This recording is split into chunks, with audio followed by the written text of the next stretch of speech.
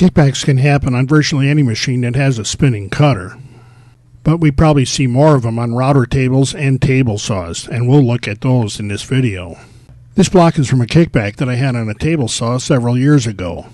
I know what I did wrong then, so we're going to try and replicate that a little more safely in this video. I was trimming the side of this piece on my table saw without a riving knife or the blade guard installed, and as it went past the back end of the blade, it turned away from the fence, and all I heard was a bang, and all of this happened. Later in this video, you'll actually get to see what a kickback like that looks like, and how quickly it happens. You only think that you can react fast enough to get out of the way of something like this, and you'll see exactly why later in this video. Whenever we have a spinning cutter, we always move the wood against that rotation. That's what gives us control. On a router table, the wood moves from right to left, so we're working against the rotation of the bit. That interaction develops a constant pressure that we can control easily.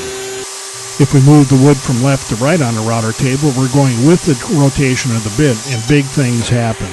I've had people describe these events as like they had a seizure and threw the wood off the table themselves. This is when you find out just how powerful our routers really are, and how quickly they can really mess up the edge of a board. And if you weren't using a good push device when this happens, you could have some really ugly looking fingers right now. I thought that the kickback I had years ago happened in part because the piece of wood was pretty short, but the reality is that it happened because I didn't use a riving knife or the blade guard. For this demonstration, I'm using a piece of wood that's quite a bit longer, and I'm going to set the blade so it's just above the wood like the manufacturer suggests.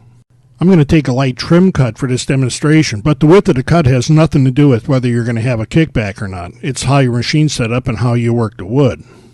On the first pass, when I get to the back of the blade, I'm going to turn the wood slightly into the blade and see if I can hold it there before we try to really push it in and get a kickback. I've had people tell me that they felt it starting to turn in and a kickback was coming and they held it, but I have my doubts. First, from above in real time. When I get the board near the back of the blade, I'm going to turn it just slightly, and as soon as it grabbed it, I couldn't stop it. And you'll notice that my backstop is gone, and so is the piece of wood. Now we'll slow it down a bunch, and you can see how close my hand comes to the blade, even though I was actually trying to pull it back towards me. I'll say it again, you only think that you can get out of the way of something like this. Now we'll watch it from closer up, again in real time. Just think about realizing something's going wrong and getting your hand out of there before it happens. You can't do it. Now look behind me where the wood went. I had set up my welding blanket to catch the wood, but the wood went in there, wrapped itself up in a blanket, and turned the whole thing over. I also expected the wood to go more off to the side, but that didn't happen either. I didn't cut this part of the video so you can see that I'm still looking for the push block that I had in my hand and the wood. There I found the push block that bounced off of this, came back to the table saw. I couldn't find the wood anyplace obvious, so I started unwrapping it and found it inside. And right about here is where I realized that I might need some new shorts.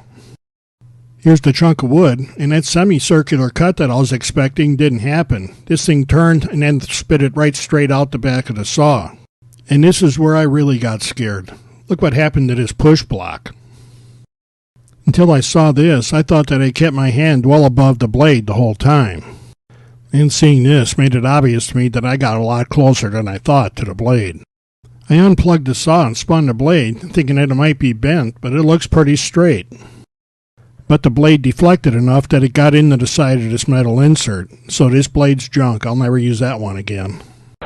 Now for the really scary bit of video. Watch my hand as this happens. Until I saw this video and slowed this piece down, I would have never thought that my hand got that close to the blade. But this proves just how stupid this was. There's people out there right now calling me an idiot, and boy are they right. So what do you suppose the chances are that I'll ever use a table saw without a splitter or blade guard on it? None. Even somebody dumb enough to think I'm making this video can see the light. And if you use a table saw without the blade guard or riving knife in it, you're an idiot too.